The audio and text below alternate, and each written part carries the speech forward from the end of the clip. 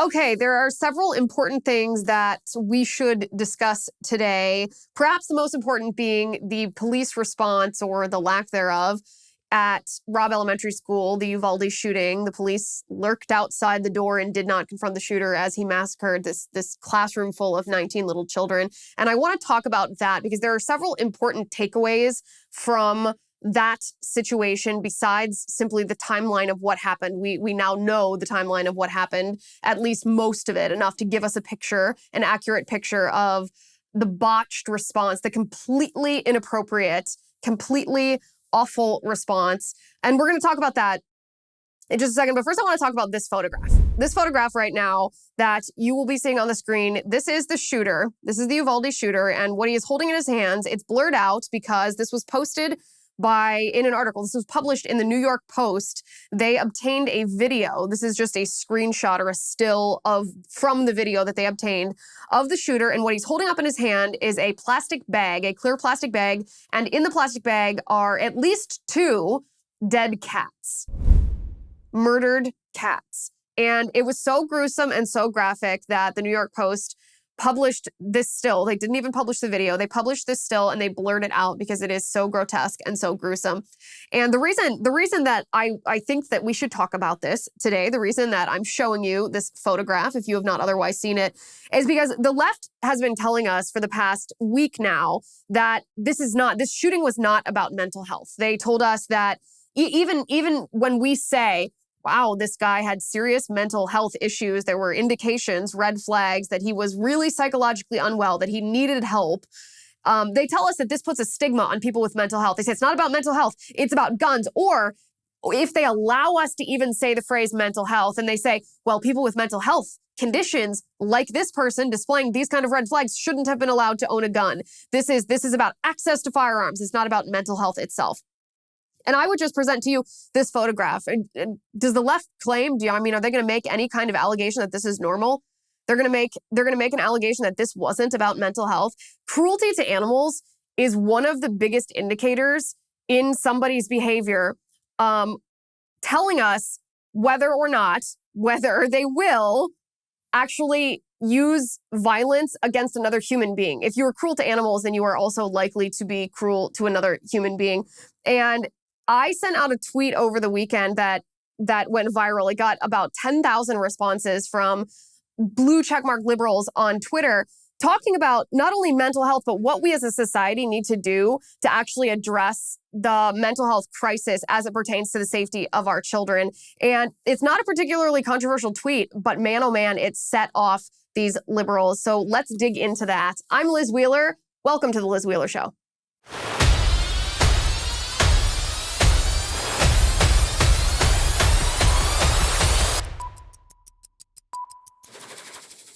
Now, I like Moinkbox because they are helping keep the U.S. independent from China. Did you know 60% of U.S. pork production comes from one company owned by the Chinese? And their hogs are given something called ractopamine, which is banned in 160 countries, including China, yet you find it in your grocery aisle every day. Moink delivers grass-fed and grass-finished beef and lamb, pastured pork and chicken, and sustainable wild-caught Alaskan salmon straight to your door. Moink farmers farm like your grandparents did. And as a result, Moink meat tastes like it should because the family farm does it better. You choose the meat delivered in your box, every box, like ribeyes, chicken breasts, pork chops, salmon fillets, and much more. Plus, you can cancel anytime. I love Moink because they're committed to our country. I know you'll like it too. And my husband can attest to the fact that Moink meat tastes good. Keep American farming going by signing up at moinkbox.com/Liz right now, and you will get free filet mignon in every order for a year. You have to use my URL though. That's 1 year of the best filet mignon that you will ever taste. It is for a limited time. It's spelled MOINK box.com/Liz. That's moinkbox.com/Liz. Okay, this is my tweet that sent liberal heads in a tizzy. This is what I said. Absent father, mother addicted to drugs, sent to live with grandmother, loner, isolated by lockdowns, aggressive, fights in school, self-harm, violent video games, unrestricted internet access, no friends, just online chats, no church. Broken families are the problem, not guns. That was my tweet. I didn't even include the dead cats because we didn't know about the dead cats yet. We didn't know about the bag of murdered felines that he was gritting about, holding up in a photograph, in a video, before he committed this atrocity, this mass shooting. And like I said, this tweet isn't particularly controversial. It's pretty obvious, right? It's like we talked about last week. There is evil. Evil exists. And whether or not you acknowledge it, whether or not you acknowledge the spiritual battle that is raging in our country, good versus evil does exist. And evil is coming for our children because children are not only vulnerable, children can be weaponized with evil to become revolutionaries for a leftist cause. So evil exists. Evil is coming for our children. And the best bulwark against evil, either corrupting vulnerable youth like this shooter or directly targeting our toddlers, our little children, our sweet 9, 10, 11-year-olds in school, like the 19 kids at Robb Elementary School. The best way to protect these children from being targeted by evil is to have institutions that serve as a bulwark against this evil. Institutions like the family. Because what happens when, a teenager is holding a bag of dead cats? What happens? The Washington Post reported that the shooter was known to issue death threats on online apps, rape threats towards young women. He disseminated these pictures of these dead cats. This video that obtained by the New York Post was not an isolated incident. This is really disturbing behavior. It's not just disturbing behavior. It's indicative of a serious mental health problem, and not just mental health in the quote unquote mental health awareness way. Mental health, a disturbing pattern of mental illness of the type that shows red flags that mean it might be a warning to us that he might commit violence against other people. All of this just adds to my original point that, like I said, that sent liberal heads in a tizzy. I don't know why it's a problem for the left. I do know why it's a problem for the left to say, oh, we need strong families. We need a nuclear family, a married mom and a dad who are active and involved in their children's life, who raise their children to know right from wrong, who supervise. They're aware what their children look at online, who their children are talking to, the friends they engage with their children.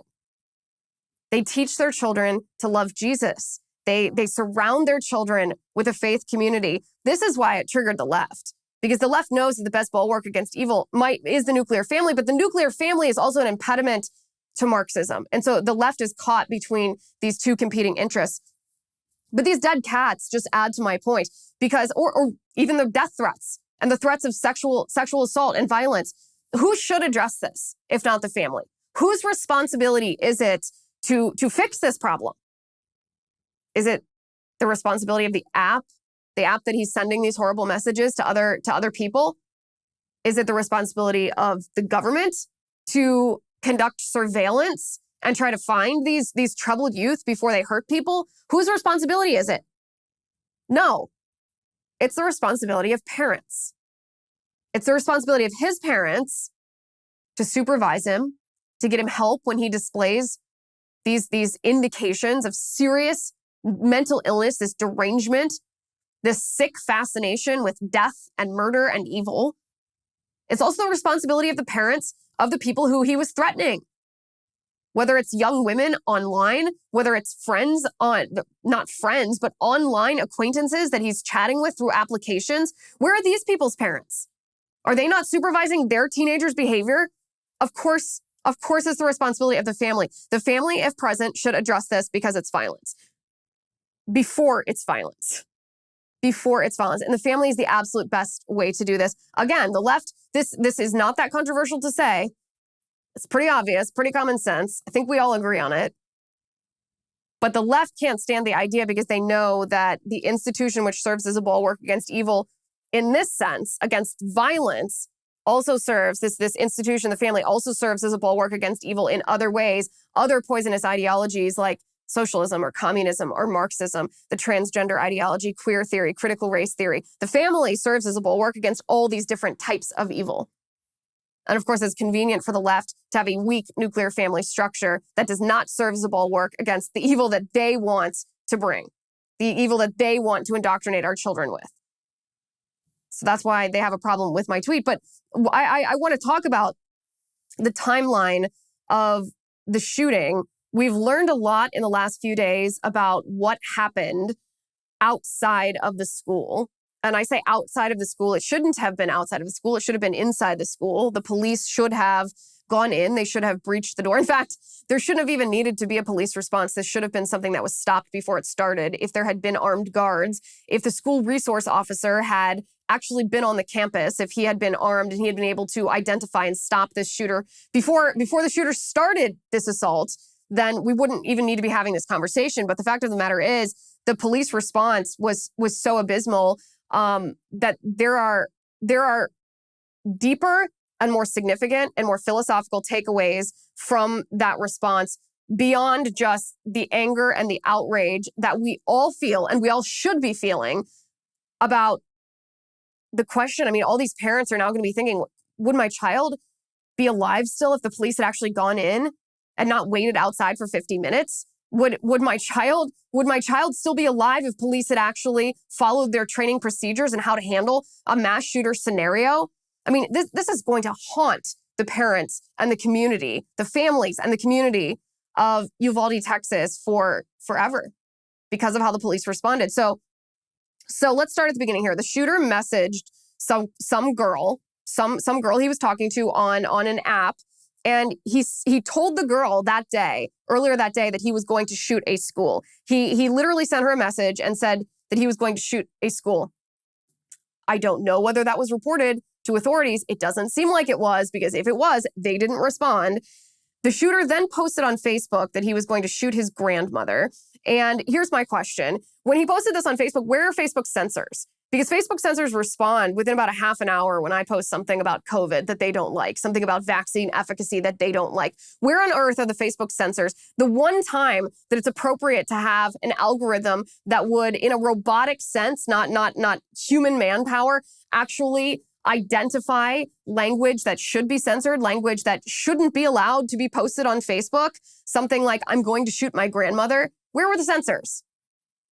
Well, apparently they were too busy censoring conservative thought that annoys the left, that contradicts Fauci, to notice that somebody said, I'm going to shoot my grandmother. Or he then posted a few minutes later saying that he actually had shot his grandmother. That wasn't censored either. He then posted on Facebook again that he was going to shoot a school. Still not censored. Authorities not notified. So then the shooter does what he says. He goes to the school. He crashes his truck outside. He fires at two people who were not at the school, but just nearby. And then after crashing his truck, after shooting at two people outside of the school, he then lingered outside the school for 12 minutes. He didn't actually go into the school building for 12 minutes. And again, if there'd been a school resource officer on the campus, this is where this would have ended. But there wasn't. The school resource officer wasn't at the school when he was called, and he drove to the school. He actually drove past the shooter, according to reports. The door that the shooter entered was reportedly propped open by a teacher, which is mind-blowing to me, because my first reaction to this was, oh, what a horrible accident, what a dreadful coincidence. But it wasn't. It wasn't a dreadful coincidence, because this school and this school district had been subject to a threat of a mass shooting just 4 years prior to this. 4 years prior, there were two young people who made a threat that they were going to commit a mass shooting at this school. And so this can't be a coincidence. Why wasn't this school completely hardened? If they knew that this was a threat, I know that those two individuals who made that threat 4 years ago were not the same. It wasn't this shooter. But why wasn't the school hardened? Why weren't security protocols and procedures followed? Why wasn't this taken seriously? This was obviously a life and death situation. So then the shooting commenced. He goes into a classroom with an adjoining door and begins to shoot students. The police did respond. They responded by sending several officers into the building. The shooter then exchanged fire with these officers. But when shots were fired at the police retreated. They did not try to breach the barricaded door. They actually left the area, perhaps went out of the school building. 19 officers were waiting outside as the incident commander told even the Border Patrol tactical team that showed up very shortly not to go in. 40 minutes passed during which this massacre was occurring. And Police waited so long to go in that parents were rushing into the school to get their own children. Parents who had heard about this after being notified by the school, and then they had rushed down to the school. That's how much time elapsed. That parents, not only did the social media teams and the response teams at the school have time to notify the parents were able to stop what they were doing and drive to the school to get there. The police waited so long that parents were going in to get their own kids. The Border Patrol tactical team, by the way, that ultimately did breach the door and ultimately did kill the shooter, they had been at the school for quite some time, and they were told by the incident commander on scene not to enter the school. And they actually violated his orders and went in anyway after a mom ran into the school to get her own 2 kids. And they thought, oh my God, parents are going into the school to get their own children. We're going to go in and save these children.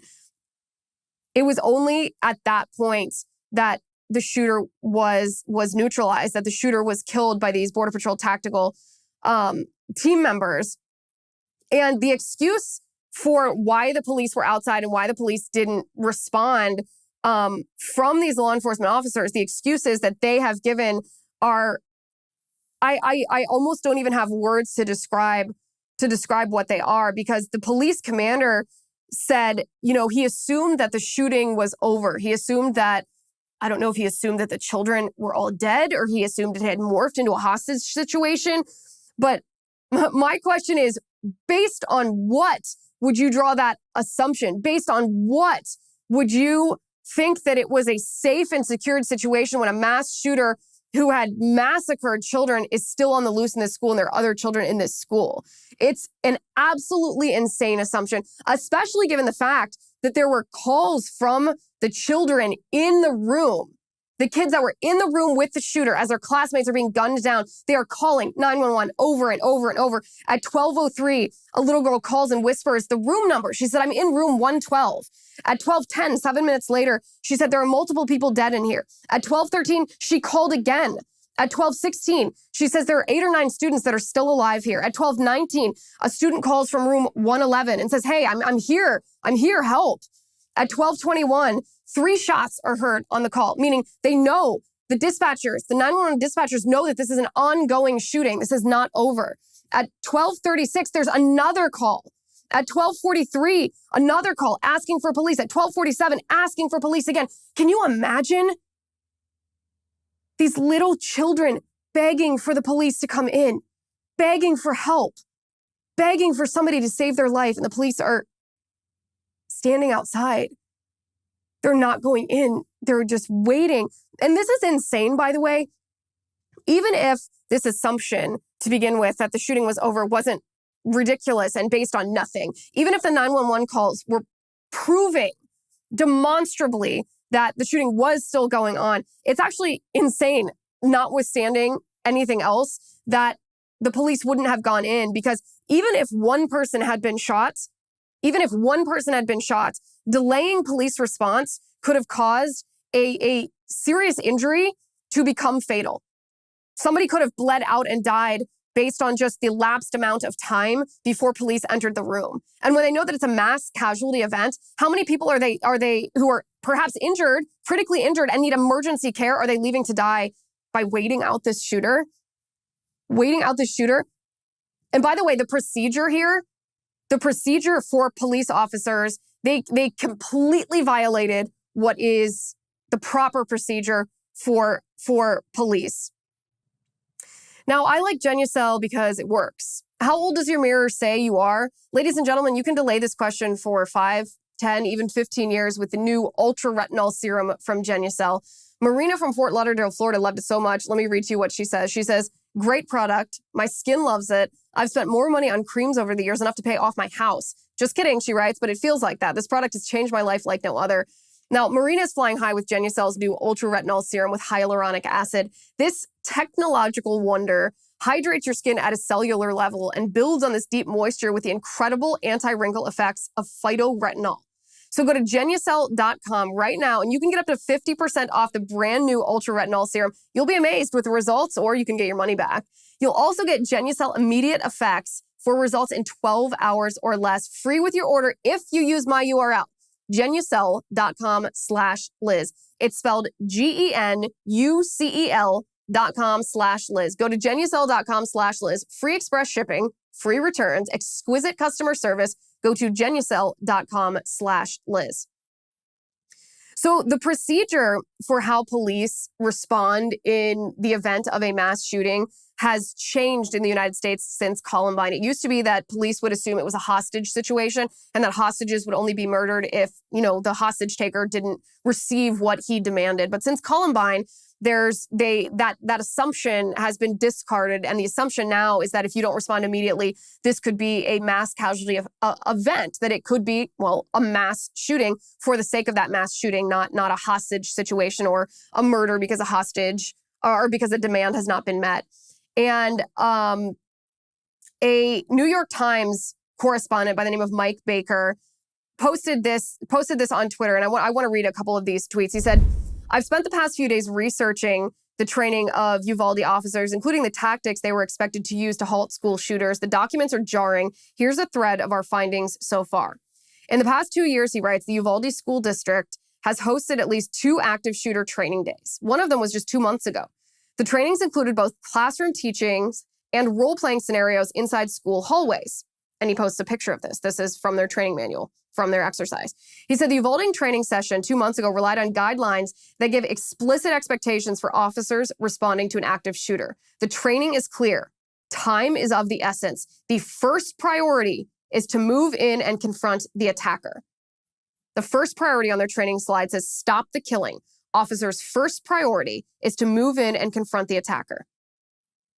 Mike Baker then writes, "But how should officers confront the gunman? With a tactical team?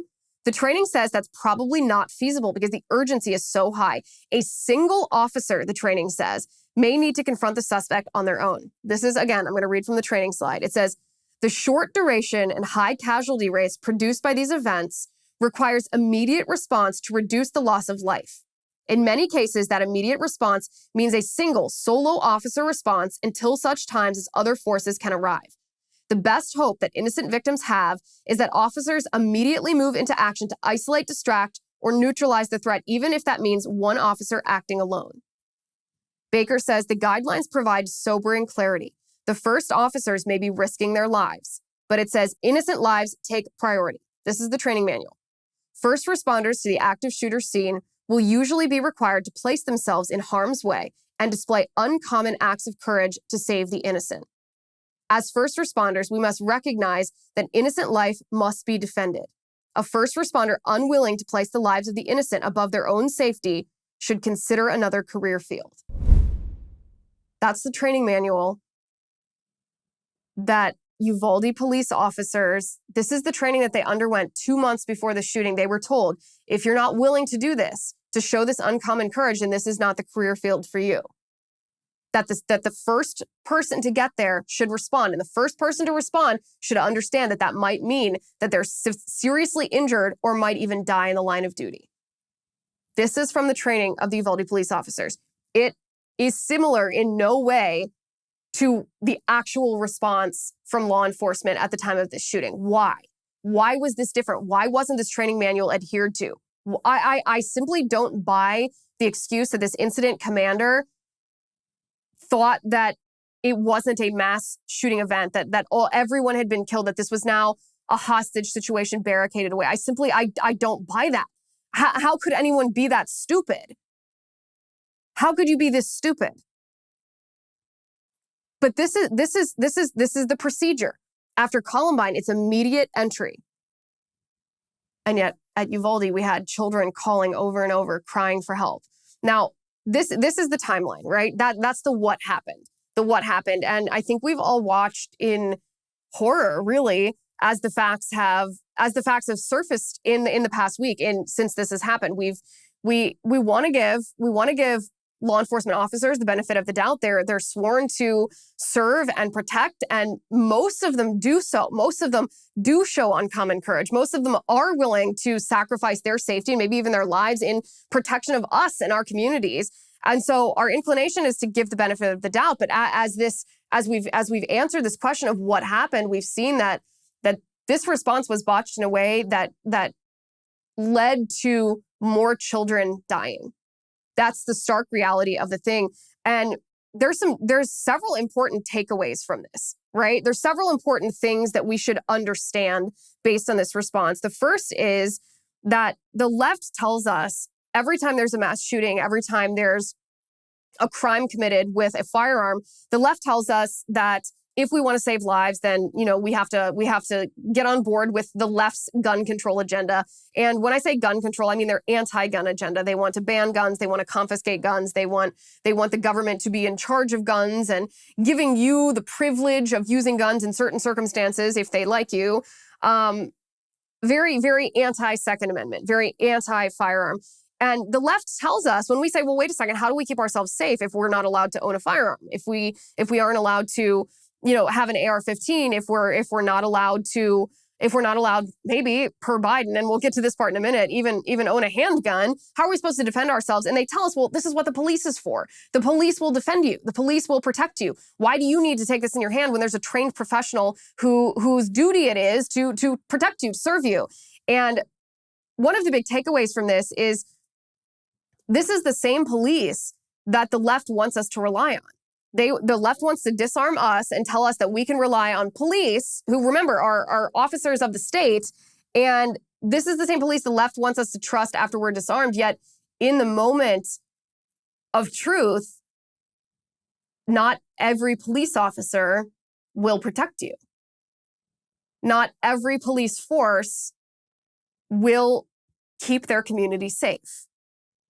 And this is chilling to think about, because if we are disarmed, not only is that incredibly dangerous in our relationship as the people versus the government that we're supposed to protect ourselves collectively against, but it's also incredibly scary for situations like this, mass shootings, or protecting our families, protecting our homes, protecting ourselves from murder, assault, any kind of bodily harm that we might use a firearm to defend against. This is incredibly, incredibly jarring to think about.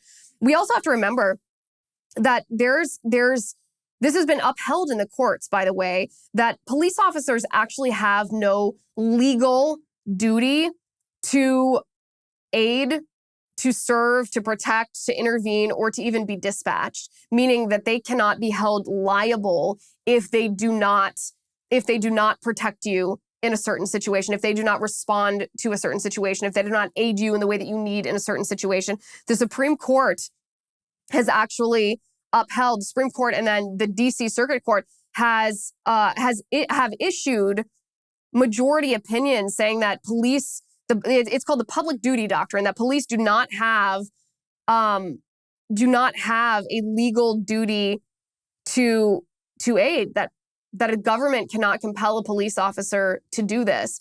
And I've been studying this. I've been studying this because I thought, how could this happen? How could this happen? Especially after I saw the law enforcement officer tell Wolf Blitzer on CNN that, the American public needs to understand, he said, that police officers perhaps didn't go into the elementary school because they thought that they were going to get injured or perhaps die.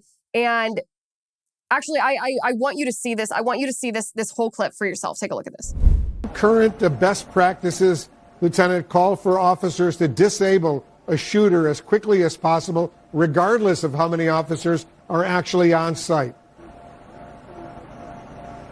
Correct. The active shooter situation, you want to stop the killing, you want to preserve life, but also one thing that, of course, the American people need to understand is that officers are making entry into this building.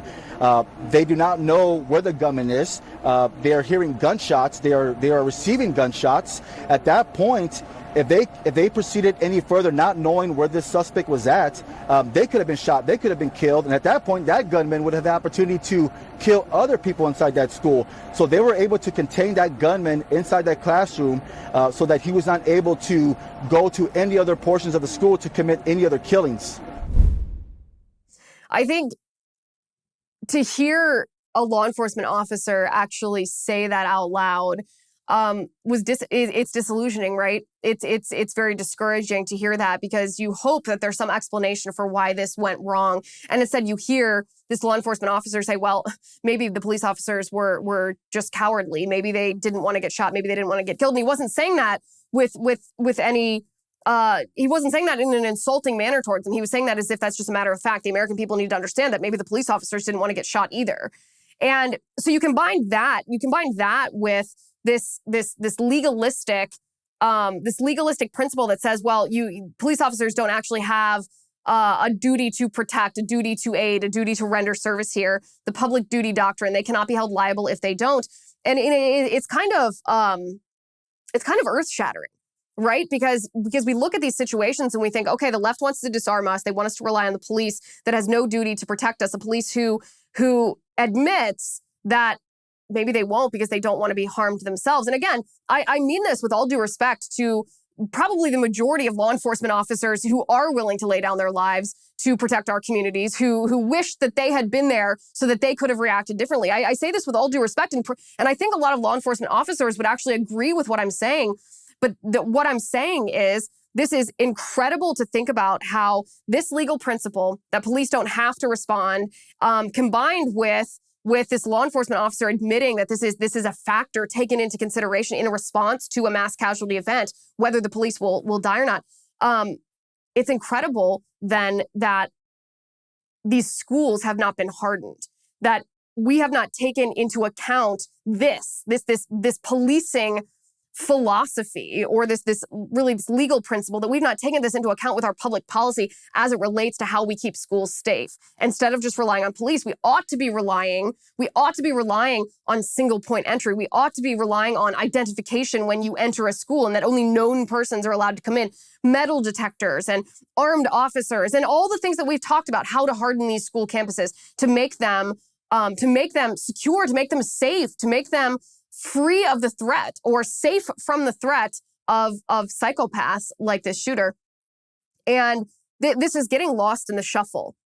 It's lost in the shuffle of our horror and our outrage about how police botched this up and how many lives that cost, how many children died because of that response from police. But bigger picture here is, this shows, especially conservatives who are more clear-eyed about this, but obviously not calling for gun control. It shows us that our response has to be very different. Our response has to be not relying as much on law enforcement and relying more on hardening these schools. It's also, by the way, think about how this Border Patrol tactical team, how they were there at the school outside, and then the incident commander told them not to enter the school, but they ultimately overrode his orders and they went in anyway. And what prompted them to run in? What prompted them to run in was that mom who also defied orders and ran in and saved her own children. God bless her, by the way, for doing this. I hope that I'm half the mother that she is, putting herself in harm's way for her children, because that's what parents do. And this is so important, because this is why in our country, this is why parental rights are so critically important, because nobody, not anybody else, loves your child the way that you do. So when public schools say that they have your child's best interest at heart, when pediatricians say they have your child's best interest at heart, when the liberal left and Democrat politicians say they have your child's best interest at heart, they don't. They are not the parent of your child. You are the parent of your child, and only you can love your child the way that you love your child. And so this idea that government tells us, children are raised by a village. Well, it wasn't the village running in there. It was the parent of that child, who would literally lay down her life to protect her little kids. We have to protect parental rights, because government, if they ever have dominion over our children, they will not protect our children the way that we parents will, because no one loves our children the way that we do. And this is a horrific, concrete example of this. The FBI is investigating the police response in Uvalde. And honestly, when I read that report initially, I kind of laughed, because I said, really? The FBI who tried to stage a coup attempt against a sitting president? The FBI, the same FBI under the head of the Department of Justice, that is so corrupt that they weaponize the power of the federal government against their political adversaries. We're going to trust the FBI not to politicize this, because it's not a crime that they're investigating. They're not trying to indict somebody. They're investigating to identify what went wrong. It's basically a report that they're going to publicize. They're going to conduct an investigation and create a report. And we think that the Biden Department of Justice isn't going to be political about that. Ha. That's the last organization, the last executive agency that I would trust to tell us the truth, the reality of what happened and what went wrong. There is going to be gun control weaved in every sentence of this report, every sentence. And then, of course, we have Congresswoman Alexandria Ocasio-Cortez blaming masculinity as if masculinity somehow caused this shooter to commit this heinous act. And of course, everything that AOC says is wrong, 100%. I can't think of a single thing that she's ever said that is correct. But in this case, it is so incredibly inverted, it's almost comical. It is the lack of masculinity in our culture that lead young men, troubled young men, to have no father figure. A lack of masculinity. Men who neglect to be fathers. Men who neglect the most important role that they have on this earth as guardians of their sons and daughters. It's a lack of masculinity that causes cowardice, that causes this attitude where people think about themselves first. Now, I'm not trying to put motives or thoughts in any of the individual law enforcement officers' heads. I don't know what was happening on the ground. I don't know why they obeyed for so long. I know that in law enforcement, like the military, the chain of command is incredibly important. You follow orders. That's your role. That's your duty. I still don't understand why the police officers, the individuals, not the commander, why the individuals didn't say, I'm going in, like the Border Patrol tactical team did, but like 40 minutes before that. I don't understand. I don't know if it was individual cowardice. I don't know if they were completely unaware of the situation. I don't know. That we do need to find out why each individual officer didn't. But what I will say is our culture right now glorifies cowardice. Our culture glorifies self-idolization, meaning we have strayed so far culturally from being a religious people that we now have put as our idol in our own hearts ourselves. We want to have a legacy. We want it to be all about me. Instead of the attitude that you should have as a Christian of keeping your eyes on eternity, not on this life, keeping your eyes on eternity and keeping your eyes on Christ's self-sacrifice, that he sacrificed his own body, his own blood for us. If we emulate that as a culture, then we won't have as much trouble facing our own mortality and sacrificing ourselves for other people. But when a culture has for decades rejected religion, they have stigmatized and demonized faith. They have, like I said, elevated individuals to our own idols and completely neglected to teach young men what it means to protect, what it means to defend, what it means to be Christ-like in that defense and in that protection, then yeah, you do have individuals who in the moment of truth choose themselves over other people. Every cultural issue that we talk about, that you and I sit here and talk about week in and week out, has an impact on the politics of the thing. I know sometimes it feels, at least to me, it feels like culture wars are separate from politics, right? Politics are inflation. Politics are Ukraine and foreign policy. Politics are, the budget and the debt ceiling. Politics are, those are politics. And sometimes it feels like cultural issues aren't so much politics, but more people. You got to change people's minds, change their hearts. That's the culture war. And the culture war is about faith. It is about values. And politics is usually not. Politics is usually dollars and cents. Is this policy practical? Is it stupid? Is it responsible? Is it irresponsible? Is it safe? Is it dangerous? But the two things cannot be separated from each other. This is why it's so important for us to fight the culture wars, because when we allow evil to seep into our culture, when we allow ego to seep into our culture, when we ignore and reject religion and faith, then it creates a culture where this type of atrocity can happen, whether it's evil corrupting this mentally vulnerable youth because he didn't have the family as a bulwark against this evil, whether it's the police response, the lack of wisdom, the lack of self-sacrifice, the lack of courage. Cultural battles make a difference, make a bigger difference even than political values do. But of course, the politics of the thing is Joe Biden is now trying to ban handguns, which I told you he would try to ban handguns. And of course he is, and his excuse for it is simply horrendous. Now, I like Bambi, and I think you will too, because small business owners, have you ever had an issue with employee attendance? Have you ever had an employee altercation in the workplace? Have you ever been confused on how exactly to handle a situation with an employee? Have you ever had employee performance issues? Have you ever stressed about navigating through HR compliance? Well, the bad news is that one complaint against your company can turn your whole world upside down. The good news is Bambi is here to help small business owners implement good HR practices. Bambi is an HR platform built for businesses just like yours, so you can automate the most important HR practices and get your own dedicated HR manager. First, Bambi's HR Autopilot automates your core policies, workplace training, employee feedback. Then your dedicated HR manager will help you navigate the more complex parts of HR and guide you to compliance. Available by phone, email, or real-time chat.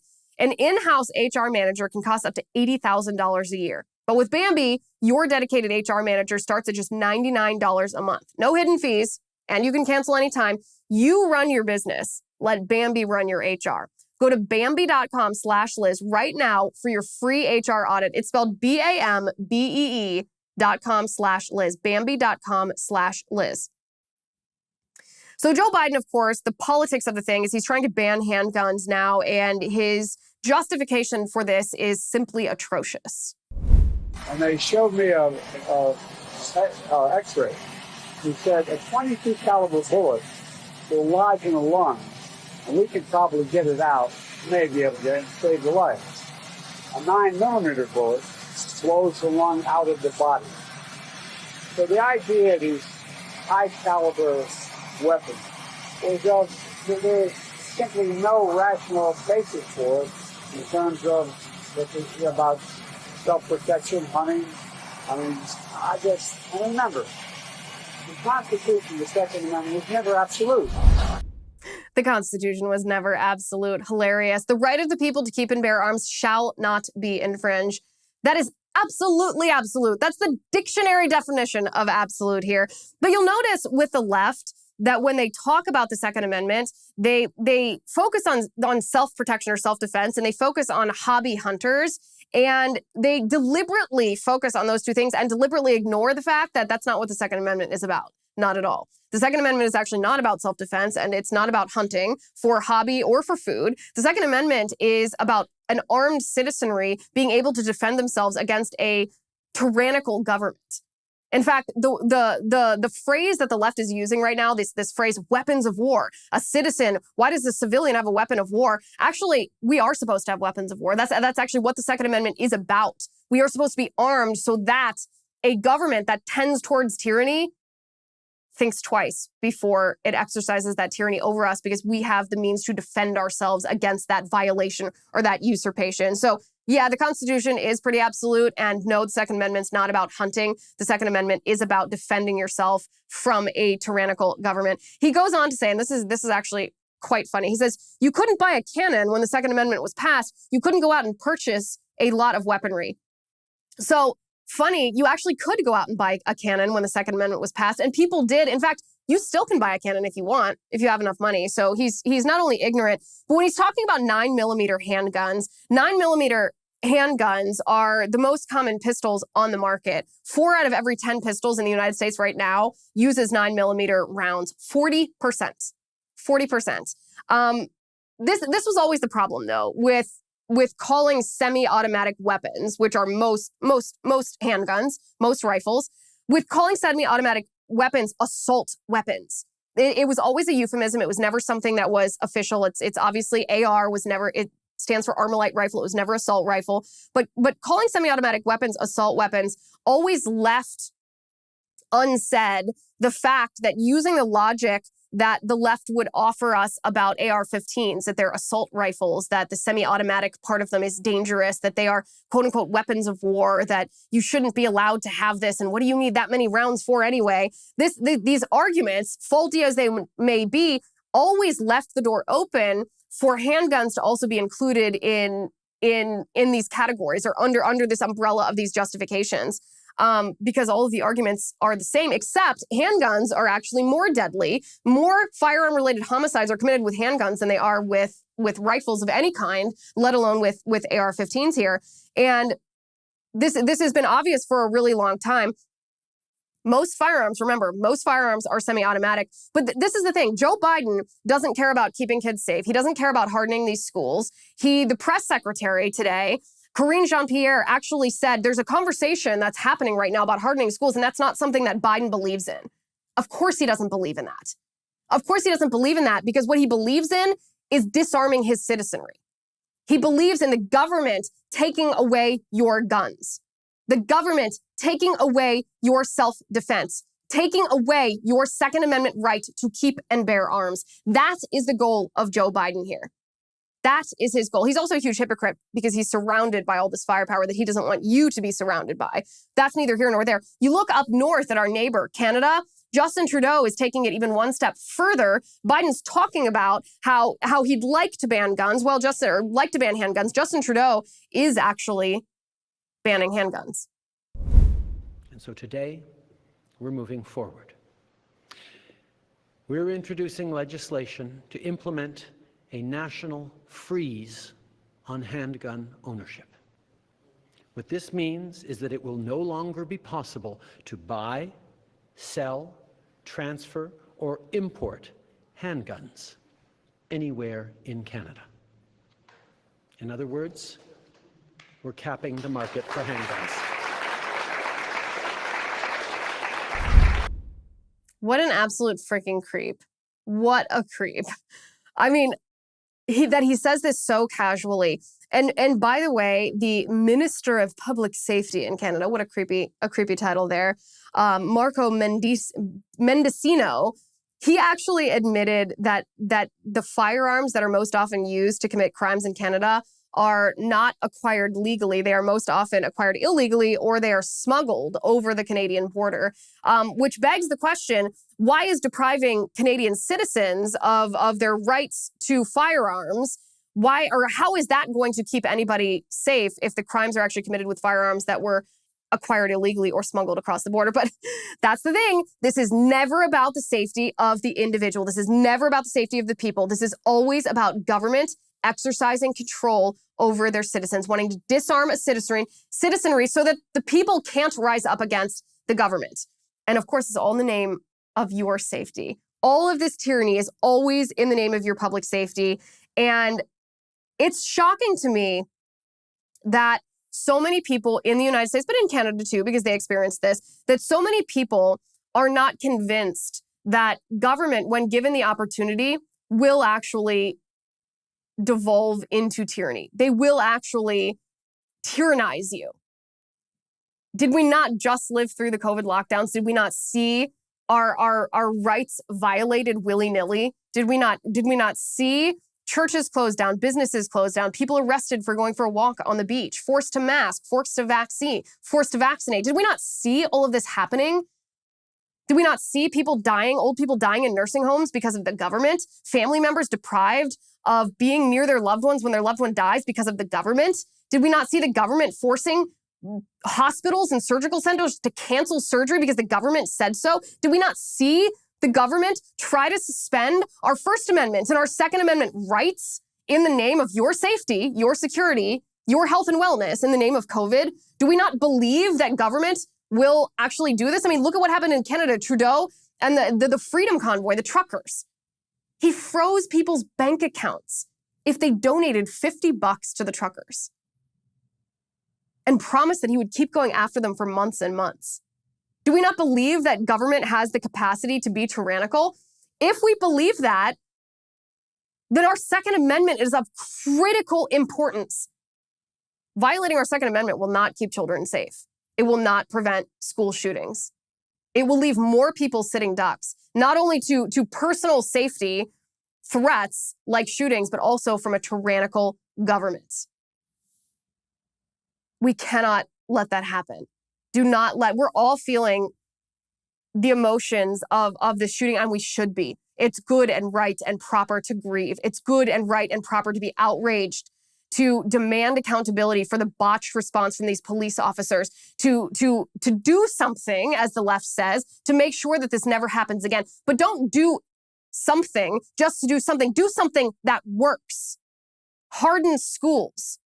Demand that politicians keep children safe by making schools secure. Don't let them take away your right to keep and bear arms in the name of keeping you safe. Because it won't keep you safe, and it'll make it dangerous, life dangerous, for a lot of other people in our country and in other countries as well. Join us over on Locals. We're going to talk about Nancy Pelosi's husband, Paul Pelosi. He was arrested, as reported originally, for a DUI in California, and Nancy Pelosi's response was absolutely hilarious. Join us, LizWheelerShow.com/locals. If you use my promo code is ACCESS, then you can get your first month free on your annual subscription. That's LizWheelerShow.com/locals, promo code ACCESS. We will head over there shortly. Thank you for watching today. Thank you for listening. I'm Liz Wheeler. This is The Liz Wheeler Show.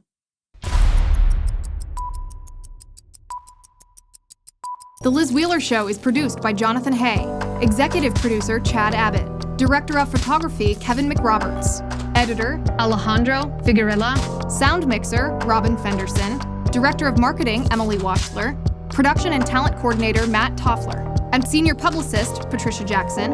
This has been a Soundfront production.